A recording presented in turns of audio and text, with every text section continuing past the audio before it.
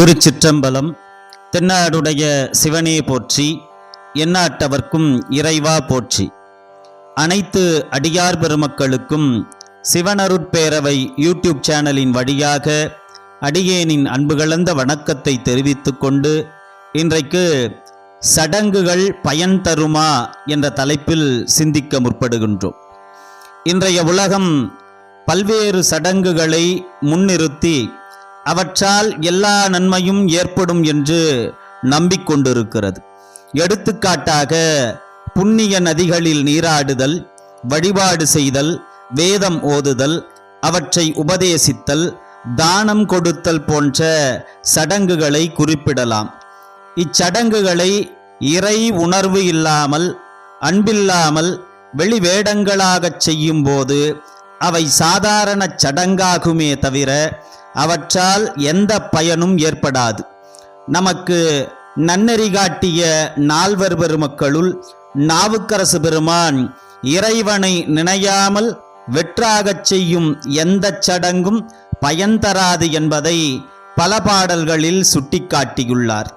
கங்கை ஆடிலென், காவிரி ஆடிலென், கொங்குதன் குமரித்துறை ஆடிலென், ஓங்குமா கடல் ஓதநீர் ஆடிலென், எங்கும் ஈசன் எனாதவர்க்கு இல்லையே என்ற இப்பாடலில் கங்கையில் நீராடினாலும் காவிரியில் நீராடினாலும், மனமும் குளிர்ச்சியும் உடைய குமரியில் நீராடினாலும், அலைகள் ஓங்குகின்ற கடலில் நீராடினாலும் எங்கும் சிவபெருமான் நிறைந்து இருக்கிறான் என்று எண்ணாதவர்க்கு நீராடினால் வரும் புண்ணியம் ஒரு காலமும் வாராது என்பதையே நாவுக்கரசர் குறிப்பிடுகிறார்.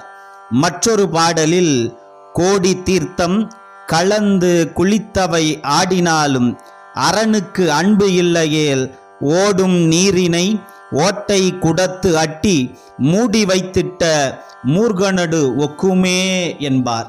இப்பாடலின் பொருள், சிவபெருமானுக்கு அன்பில்லாமல் செய்கின்ற சடங்கானது ஓடுகின்ற நீரினை ஒரு ஓட்டை குடத்தில் பிடித்து மூடி வைத்த ஒரு மூர்கன் செயலோடு ஒப்பிடுகிறார்.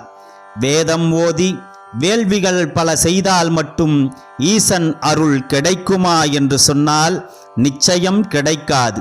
அப்படியானால் எப்படி அவன் அருள் கிட்டும் என்பதை, வேதம் ஓதிலென், வேள்விகள் செய்கிலென், நீதி நூல்பல நித்தல் பயிற்சிலென், ஓதி அங்கமோர் ஆறும் உணரிலென், ஈசனை உள்குவார்க்கன்றி இல்லையே என்ற பாடலில் அவனை உள்ளத்தில் உண்மையாக நினைப்பவர்க்கு மட்டுமே அவன் அருள் கிடைக்கும் என்கிறார்.